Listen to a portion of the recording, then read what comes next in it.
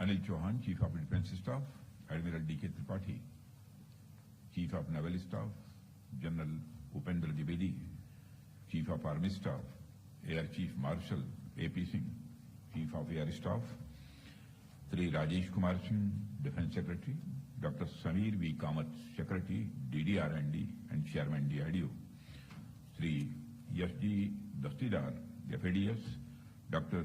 Mayank Sharma, CEDA, Srimati Rashika Chaube, Yaks FADS and Administrative Member, Armed Forces Tribunal, यहाँ मौजूद सभी controllers and senior officials, media के मित्रों, देवियों व सज्जनों,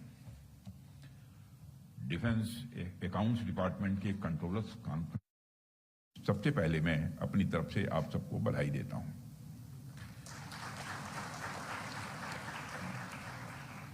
साथियों, इसके पहले भी आपके विभिन्न कार्यक्रमों में मैं बराबर आता रहा हूं और अपने आइडियाज भी आपके साथ शेयर करता रहा हूं।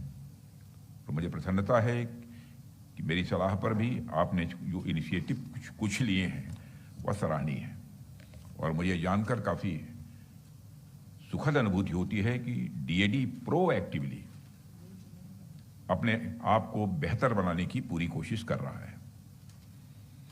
साथियों, अभी जब मैं यहां रहा था तो मेरे दिमाग में एक बात आई है कि इस कॉन्फ्रेंस का नाम भले ही कंट्रोलर्स कॉन्फ्रेंस आपने रखा है, पर मुझे लगता है कि आपका माइंडसेट कंट्रोलर का नहीं होना चाहिए। आपका माइंडसेट ओपन और रिसेप्टिव होना चाहिए।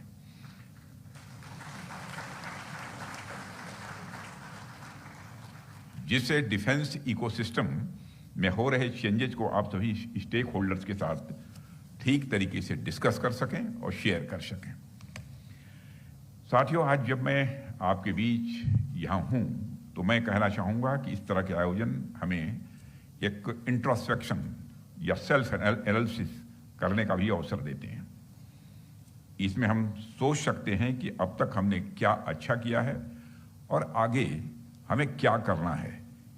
यह भी विचार करना है कि आगे और हमको कुछ रिफॉर्म्स करने की जरूरत है, तो वह रिफॉर्म्स क्या होनी चाहिए। आप सब भी शायद इस बात से हमारी सहमत होंगे कि जब हम सब मिलकर बैठते हैं तो अपनी बातें एक दूसरे के साथ शेयर करते हैं, तो उससे हमारी सोच और हमारे दृष्टिकोण का दायरा स्वाभाविक रूप से और अधिक वो व्यापक होता है। साथियों, मुझे ऐसा लगता है कि हमारे इस विभाग की जिम्मेदारी सिर्फ कागजों पर हिसाब किताब रखने तक ही सीमित नहीं है, बल्कि हमारे देश के सुरक्षा ढांचे का एक अहम हिस्सा भी है। और जब आप अपना काम ईमानदारी और एफिशिएंसी के साथ करते हैं तो उसका असर यहीं तक नहीं रहता है, इसका असर सीमा पर तैनात हमारे जवानों तक होता है। उन्हें भरोसा होता है कि उनके पीछे एक मजबूत व्यवस्था है, एक मजबूत सिस्टम है जो हर परिस्थिति में उनके साथ खड़ा रहेगा, उनका साथ देगा। साथियों, डिफेंस अकाउंट्स डिपार्टमेंट का नया मोटो ही मैं मानता हूं अपने में बहुत कुछ कहता है। अभी संस्थान का मोटो अलर्ट, एजाइल और एडेप्टिव है। ये वर्ड्स अपने आप में आपके वर्क कल्चर को दर्शाते हैं, या यूं कहूं कि एक प्रकार से आपके वर्क कल्चर के सार हैं, ये तत्व हैं। साथियों, आज मैं आपके सामने आ रहे चैलेंजेस, उनके सॉल्यूशन और अपॉर्चुनिटीज पर तो बात करूंगा ही, लेकिन उससे पहले मैं भारत के संदर्भ में अकाउंट्स के इतिहास की बातें भी आपसे कुछ करना चाहता हूं। आप सब अकाउंट डिपार्टमेंट से जुड़े हुए हैं, जाहिर सी बात है आपका अधिकांश काम स्प्रेडशीट्स या एक्सेल पर होता रहेगा, होगा, मैं ऐसा मानता हूं। अब तो कई सारी और नई टेक्नोलॉजी भी आ गई हैं, मुझे बताने की आवश्यकता नहीं है, आप सब जानते ही हैं, जो कहीं ना कहीं आपके काम को आसान बनाती ही होंगी। लेकिन मैं आपकी यादों को थोड़ा सा पीछे ले जाना चाहता हूं। वैसे आपकी यादों को मुझे पीछे ले नहीं जाना चाहिए, लेकिन यह गुस्ताखी मैं पीछे ले जाने की कर रहा हूं। हमारे यहाँ अकाउंट्स को आमतौर पर बही खाता कहा जाता है, बोलचाल की भाषा में बही खाता कहते हैं। और आप में से जिन लोगों के परिवार में किसी ने कभी बिजनेस वगैरह किया होगा तो वह और अच्छी तरीके से इसे जानते होंगे। अगर किसी का बिजनेस से लेना देना नहीं रहा होगा तब भी हम सब ने देखा है कि व्यापारियों के पास धागे से बंधी एक लाल रंग की डायरी होती थी और उसमें सारा हिसाब किताब लिखा रहता था और कितने रुपये का माल आया, कितने रुपये का माल बेचा गया, किसने कितना बाकी लगाया और किसको कितना देना है, यह सारी चीजें उस लाल रंग की डायरी में लिखी रहती थी। और आपने देखा होगा कि प्राय पिक्चर वगैरह जो देखते होंगे तो उसमें कभी इस प्रकार की डायरी रखने वाले की जो फोटोग्राफ आती है वह बिल्कुल नीचे देखता हुआ और चश्मे से आंख ऊपर की तरफ।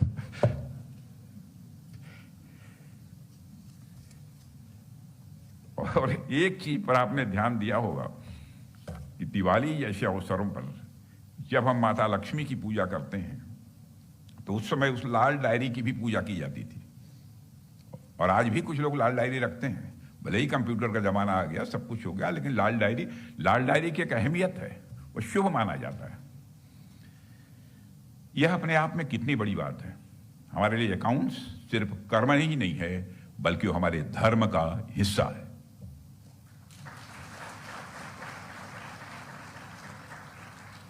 इसलिए मैं आप सबसे यह बात कहना चाहूंगा, आप जब अकाउंट्स डिपार्टमेंट के लिए काम कर रहे हैं तो इसे सिर्फ एक काम की तरह मत देखिए बल्कि एक विरासत के रूप में इसे देखिए।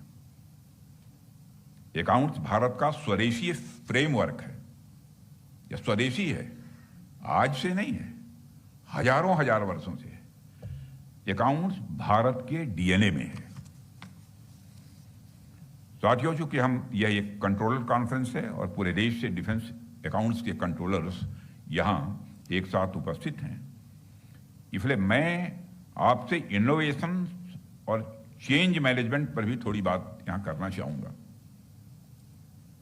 किसी भी ऑर्गेनाइजेशन में ट्रांसफॉर्मेटिव रिफॉर्म लाने के दो तरीके प्रायः बताए जाते हैं। कई बार हम देखते हैं कि कई ऑर्गेनाइजेशंस एक्सटर्नल रिपोर्ट के माध्यम से इस कार्य को करते हैं, जिसमें कई बार कंसल्टेंसी फर्म्स की भी इसमें मदद ली जाती है। कई बार कुछ रिटायर्ड सीनियर ऑफिशियल्स को यह जिम्मेदारी भी सौंपी जाती है। और एक अच्छी बात है, इससे कई बार कुछ नए फ्रेश आइडियाज इन संस्थानों में आते हैं और इनकी प्रोडक्टिविटी स्वाभाविक रूप से बढ़ती है, और मैं कहना चाहूंगा निश्चित रूप से बढ़ती है। लेकिन इसके अलावा चेंज मैनेजमेंट का दूसरा तरीका यह हो सकता है कि वह संस्था अपने परफॉर्मेंस के बारे में, अपने डिलीवरी सिस्टम के बारे में और अपने ऑर्गेनाइजेशन के फाइनल गोल्स को अचीव करने के बारे में खुद से इंट्रोस्पेक्शन करे। एक ऐसे इंटरनल इवैल्यूएशन का कल्चर बनाएं जिसमें लोग खुद ही अपनी कमियों को पहचानें, खुद ही अपने सिस्टम की इनएफिशिएंसीज पर ध्यान दें और उन्हें ओवरकम करने हेतु क्या किया जा सकता है इस संबंध में विचार करें। साथियों, मेरा मानना है कि इंटरनल रिफॉर्म्स ज्यादा ऑर्गेनिक होते हैं तथा इन्हें एडॉप्ट किए जाने में ज्यादा अवरोध भी पैदा नहीं होता है।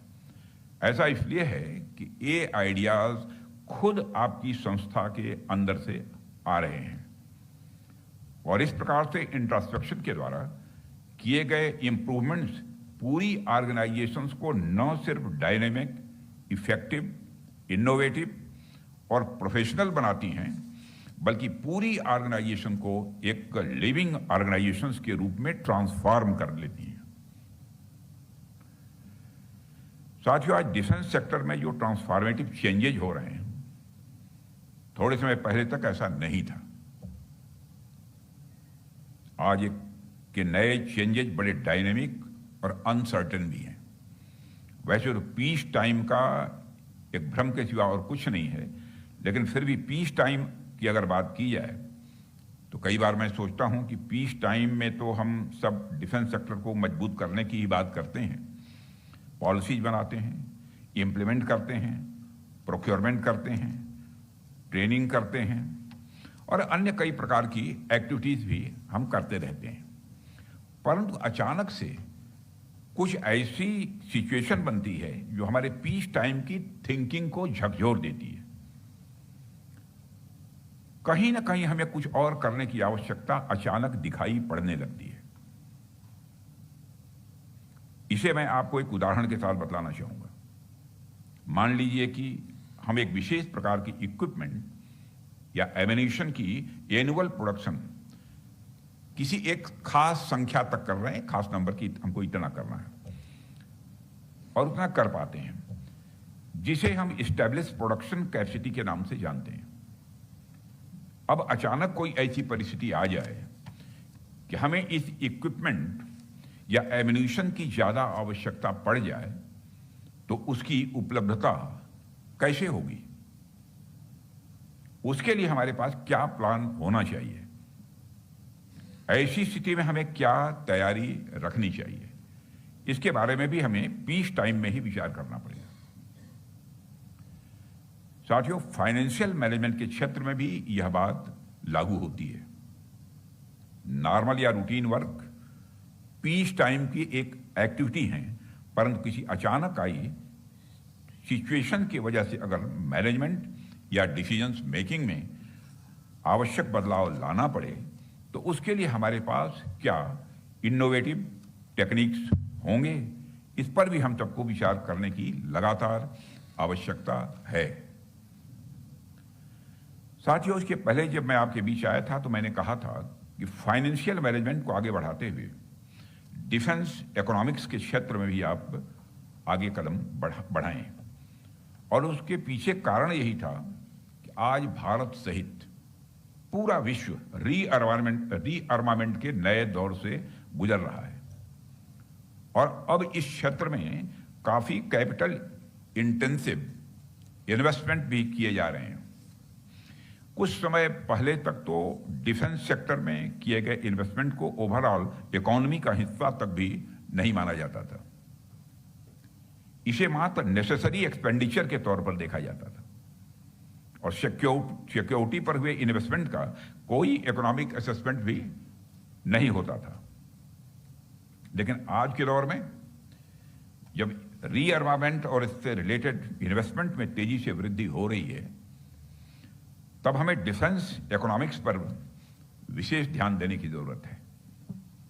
आज यूएसए और यूरोपियन नेशन सहित लगभग सभी बड़े देश अपने डिफेंस एक्सपेंडिचर को यह तेजी से बढ़ा रहे हैं।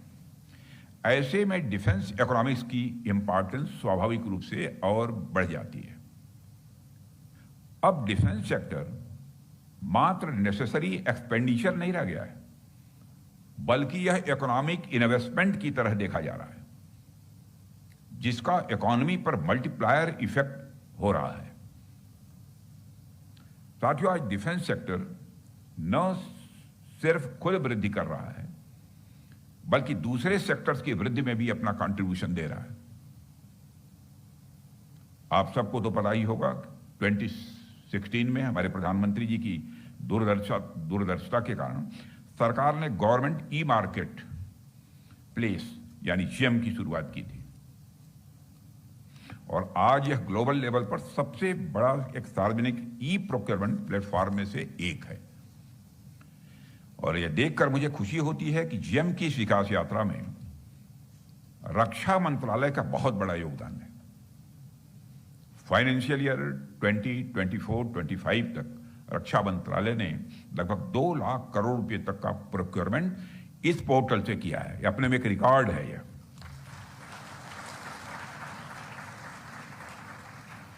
मैं यहां कॉम्पिटेंट फाइनेंशियल अथॉरिटीज और इंटीग्रेटेड फाइनेंशियल एडवाइजर्स समेत सभी स्टेक होल्डर से आग्रह करूंगा, आप सब इस जेम पोर्टल का मैक्सिमम यूटिलाइजेशन करें ताकि पब्लिक प्रोक्योरमेंट में ट्रांसपेरेंसी और प्रायोरिटी को और बढ़ाया जा सके तथा प्राइवेट सेक्टर का पार्टिसिपेशन हमारे प्रोक्योरमेंट प्रोसेस में और बढ़े। साथियों, इसके अलावा हम सब लगातार देख रहे हैं कि डिफेंस में टेक्नोलॉजी का इस्तेमाल, खासतौर पर एडवांस कटिंग एज टेक्नोलॉजी का इस्तेमाल बहुत ही बढ़ गया है और ये आगे बढ़ता जाएगा। ज्यादातर ये टेक्नोलॉजी ड्वेल यूज की होती है। इंटरनेट हो, न्यूक्लियर एनर्जी हो, जीपीएस सिस्टम हो, इन सब टेक्नोलॉजीज को शुरुआत में डिफेंस सेक्टर में यूज करने के लिए ही बनाया गया था, लेकिन आज यह टेक्नोलॉजी ग्लोबल इकोनॉमी की बैकबोन बन चुकी है। ऐसे और भी कई इनोवेशन होंगे जिन्हें डिफेंस सेक्टर के लिए बनाया गया होगा, लेकिन आज उनका सिविलियन यूज भी बहुत तेजी के साथ हो रहा है। इस संदर्भ में मेरा आपसे आग्रह है कि आप किसी प्रोजेक्ट का इकोनॉमिक इंपैक्ट एसेस करते समय उसके सिविलियन यूज की फिजिबिलिटी और उससे होने वाले सोशल इंपैक्ट को भी एनालाइज करने का अपनी तरफ से प्रयास करें। विशेष रूप से रिसर्च एंड डेवलपमेंट प्रोजेक्ट्स के प्रपोजल्स का इकोनॉमिक असेसमेंट के साथ साथ आप सोशल असेसमेंट भी करें। इसका सोशल इंपैक्ट कितना होता है।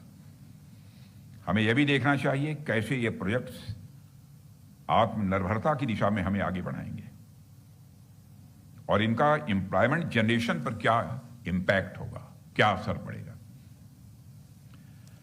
साथियों, माननीय प्रधानमंत्री जी के विजन के अनुसार अभी पिछली कैबिनेट में हमने रिसर्च, डेवलपमेंट एंड इनोवेशन यानी आरडीआई स्कीम की भी एक नई शुरुआत की है। आप लोगों ने देखा होगा, लगभग सभी समाचार पत्रों के फ्रंट पेज पर यह न्यूज थी।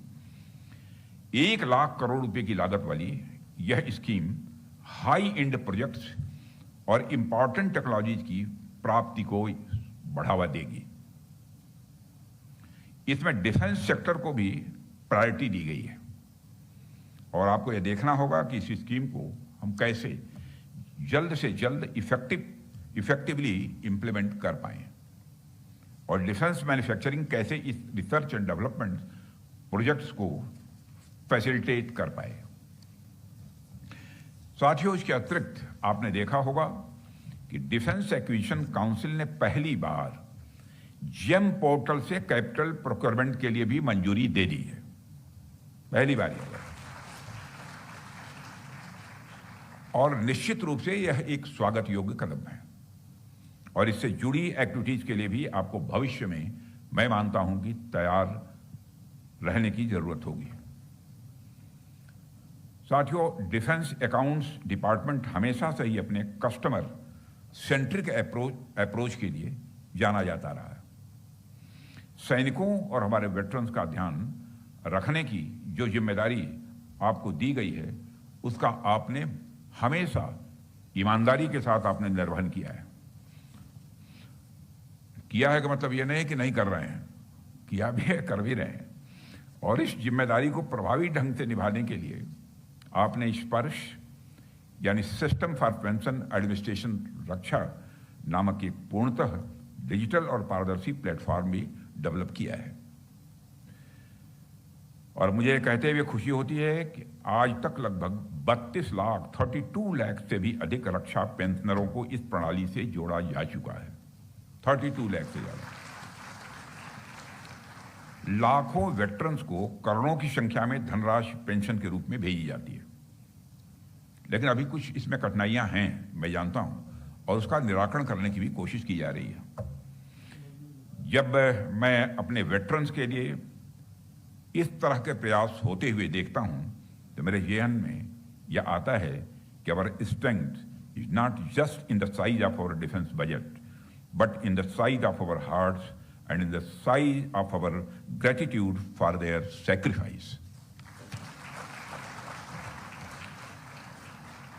साथियों, हमारे वेटरन्स ने देश के लिए अपनी जान की बाजी तक लगाई है, इसलिए इनके और इनके परिवार के लोगों के लिए काम करना तो मैं समझता हूं कि हमारा एक सामान्य कार्य नहीं है, यह हमारा धर्म है। ध्यान दीजिए कि मैंने यह कहा कि हमारा धर्म है, यह कोई एहसान या फिर कोई दान नहीं है, यह धर्म है। इसलिए मैं स्पर्श आउटरीच प्रोग्राम के लिए विशेष बधाई देता हूं, क्योंकि इसके माध्यम से आप वेटरन्स की समस्याओं को उनके डोर स्टेप पर जाकर सुलझा रहे हैं। साथियों, इसके अलावा मुझे यह भी जानकारी दी गई है कि डिपार्टमेंट इस समय 2 अन्य महत्वपूर्ण सिस्टम, कॉम्प्रिहेंसिव पे सिस्टम और सेंट्रलाइज्ड डाटाबेस मैनेजमेंट सिस्टम पर भी इस समय काम कर रहा है, जो फिलहाल कंसेप्चुअल स्टेज में है। ये सिस्टम मिलकर एक ऐसा इंटीग्रेटेड इकोसिस्टम तैयार करेंगे जो न केवल डिफेंस पर्सनल के वेतन और डाटा मैनेजमेंट को सिंप्लीफाई करेगा, बल्कि रियल टाइम इनसाइट्स और फास्ट डिसीजन मेकिंग को भी यह संभव बनाएगा। और साथियों, मुझे जानकर खुशी हुई है कि controller general of defence accounts और उनकी team defence finance and economics के क्षेत्र में एक विजन डॉक्यूमेंट और एक रोड मैप निर्धारित करने के लिए पूरी निष्ठा से प्रयासरत है, और मैं उनके इस पहल का स्वागत करता हूं और इसके लिए मैं बधाई भी देता हूं श्री बैंक शर्मा, उनकी पूरी टीम को। अब मेरी अपेक्षा है कि यह प्रयास केवल कागजों तक सीमित न रहे। मैं जानता हूं नहीं रहेगा, मैं कॉन्फिडेंट हूं, लेकिन मुझे कहना चाहिए इसलिए कह रहा हूं, बल्कि इसे निर्धारित, क्योंकि हमारी जिम्मेदारी यह है कि समय समय पर काशस करते रहना, जगाते रहना। काम करते करते कभी कभी थकावट भी आ जाती है, आंख बंद होने लगती है, तो कोई ना कोई चाहिए जो कि समय समय पर अलर्ट करता है। और इसलिए मैं कह रहा हूं कि इसको समय सीमा के भीतर इंप्लीमेंट करने की बात, ताकि यदि कहीं कोई अवरोध उत्पन्न होता है तो समय रहते हुए कोर्स करेक्शन भी संभव हो पाए। और मुझे पूरा विश्वास है कि डिपार्टमेंट अपनी डिजिटल ट्रांसफॉर्मेशन स्ट्रेटजी को एक प्रभावी और तेज डिसीजन सपोर्ट मैकेनिज्म के साथ अच्छी तरह अलाइन करेगा, जिससे एफिशिएंसी, ट्रांसपेरेंसी और रेस्पॉन्सिवनेस तीनों में वृद्धि देखने को मिलेगी। साथियों, आप सब जानते हैं कि रक्षा मंत्रालय का बजट देश में सबसे ज्यादा है और बढ़ता ही जा रहा है, आगे और बढ़ेगा। देश की क्या बात की जाएगा, अगर आप रक्षा मंत्रालय का बजट देखें, दुनिया के कई देशों की जीडीपी तक भी इतनी नहीं है। कई देशों की जीडीपी इतनी नहीं है। जब देश की जनता की मेहनत की कमाई का एक बड़ा हिस्सा रक्षा मंत्रालय को मिलता है, तो जाहिर सी बात है कि हमारी जिम्मेदारियां भी उसी अनुपात में बढ़ जाती हैं। अभी पिछले ही फाइनेंशियल ईयर में डिफेंस कैपिटल बजट का फुल यूटिलाइजेशन करने के लिए यानी डिफेंस सेक्रेटरी, सीजीडीआर, उनकी टीम को मैं बधाई देना चाहता हूं। फुल यूटिलाइजेशन हुआ है पूरे कैपिटल बजट का। साथ ही मैं उम्मीद भी करता हूं कि आप कैपिटल एक्सपेंडिचर को लगातार मॉनिटर करते रहेंगे और आगे भी इसका फुल यूटिलाइजेशन करने में निश्चित रूप से हमको कामयाबी मिलेगी, ऐसा मेरा पक्का विश्वास है। साथियों, आज जब आप सब इतने बड़े मंत्रालय के इतने बड़े बजट को संभाल रहे हैं, तो मैं ये कहना चाहूंगा कि हमारा दृष्टिकोण केवल फाइनेंशियल ग्रोथ पर ही केंद्रित न रहे, बल्कि हमें इफेक्टिव ग्रोथ और एफिशिएंसी लेड ग्रोथ की ओर भी ध्यान देना होगा। हमारा डिफेंस एक्सपेंडिचर कुछ ऐसा होना चाहिए जिसमें सिर्फ हमारा बजट न बढ़े, बल्कि उस बजट का right deployment at the right time for the right objective भी उतना ही जरूरी हो। और यह जिम्मेदारी आप सब लोग निभाते हैं, निभाएंगे, मैं आश्वस्त हूं। साथियों, आज हमारे डिफेंस सेक्टर की ओर पूरी दुनिया की निगाहें हैं। ऑपरेशन सिंदूर के दौरान जो हमने शौर्य दिखाया है हमारे सेना के जवानों ने, जो हमें डोमेस्टिक इक्विपमेंट की क्षमता का प्रदर्शन किया है, उसके बाद हमारे इंडिजिनस प्रोडक्ट्स की ग्लोबल डिमांड और बढ़ रही है।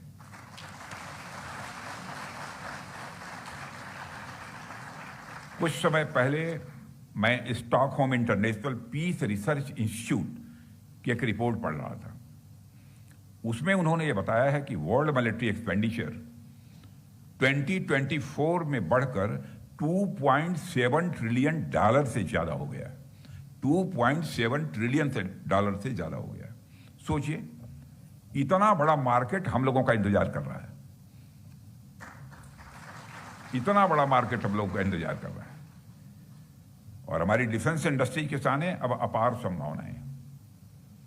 आपको डिफेंस एक्सपेंडिचर में होने वाले बदलाव के लिए खुद को तैयार करना होगा। और साथियों, प्रधानमंत्री जी की लीडरशिप में हम रक्षा क्षेत्र में तेजी से आत्मनिर्भरता की ओर बढ़ रहे हैं।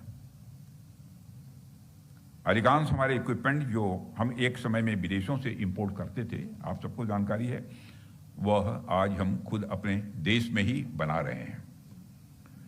कोशिश हम लोगों की है कि जल्दी ही वह निर्णय हो जाए, जिससे ताकि हम बड़े इंजन भी भारत में ही बनाना प्रारंभ करें, भारतवासियों के हाथों से ही बनाना प्रारंभ करें। इसके अलावा हमने आइडेक्स, अदिति, एस्प्रिंट और डिस्क जैसे अनेक इनिशिएटिव शुरू किए, जो युवाओं को भी इनोवेटिव माइंड्स को डिफेंस सेक्टर से स्वाभाविक रूप से जोड़ रही हैं। और हमने एमएसएमईज के पार्टिसिपेशन को भी बढ़ाने का काम किया है और बढ़ रहा है लगातार। और आज हमें इस बात से संतुष्टि होती है कि हमने जो प्रयास किए अब वह कामयाब हो रहे हैं। साथियों, लेकिन हमें यहीं रुक नहीं जाना है। डिफेंस में प्राइवेट सेक्टर की बढ़ती भागीदारी को देखते हुए हमारी जिम्मेदारी अब कंट्रोलर की नहीं रह गई है, बल्कि अब हम एक फैसिलिटेटर भी बन गए हैं। हमें सोचना होगा कि कैसे हम स्टार्टअप्स, एमएसएमईज और प्राइवेट सेक्टर के प्रोजेक्ट्स का इफेक्टिव असेसमेंट और पेमेंट का भुगतान एक ट्रांसपेरेंट और टाइम बाउंड मैनर में कर सकें। हमारा पेमेंट मैकेनिज्म जितना ट्रांसपेरेंट, जितना टाइम बाउंड होगा, उतना ही प्राइवेट इंडस्ट्रीज की भागीदारी भी डिफेंस सेक्टर में बढ़ेगी। इसलिए मैं उम्मीद करता हूं कि आप बहुत जल्द से जल्द अपने पेमेंट मैकेनिज्म को पूरी तरह से फेसलेस ट्रांजैक्शन के रूप में लाने की कोशिश करेंगे। और साथियों, आप जिस विभाग में काम कर रहे हैं वो बहुत ही क्रूशियल है। आप जिस स्थान पर हैं वहां आपसे कोई छोटी सी गलती भी अगर हो जाती है तो उसे गलती से सोल्जर्स को जरूरी रिसोर्सेज समय पर नहीं मिल पाएंगे। हमारी लापरवाही से बजट एलोकेशन में भी गड़बड़ी हो सकती है और उसका सीधा असर ऑपरेशनल रेडीनेस पर भी पड़ता है। इसके अलावा कैपेसिटी बिल्डिंग, डिफेंस प्रोक्योरमेंट और इंडस्ट्रीज के साथ पार्टनरशिप के ऊपर भी आप सेशंस कर रहे हैं। मैं इस सेशन के लिए विशेष रूप से आप सबको शुभकामनाएं देता हूं। साथियों, इस अवसर पर आप सभी से यही अपील करता हूं, आइए हम सब मिलकर यह संकल्प लें कि हम अपने मोटो की सार्थकता को बरकरार रखेंगे। हम अलर्ट, एजाइल और एडेप्टिव रहेंगे ताकि हमारा काम हमेशा रिलेवेंट रहे और देश का उससे लाभ हो। इसी आशा और विश्वास के साथ इस डिफेंस अकाउंट्स डिपार्टमेंट की लीगेसी को ऐसे ही बनाए रखेंगे हम सभी। मैं आप सभी को भविष्य की योजनाओं के लिए ढेर सारी शुभकामनाएं देता हूं और मैं पुनः आप सबको अपनी तरफ से शुभकामनाओं के साथ साथ मैं अग्रिम बधाई भी इसी समय मैं आप सबको देते हुए अपना निवेदन समाप्त करता हूं।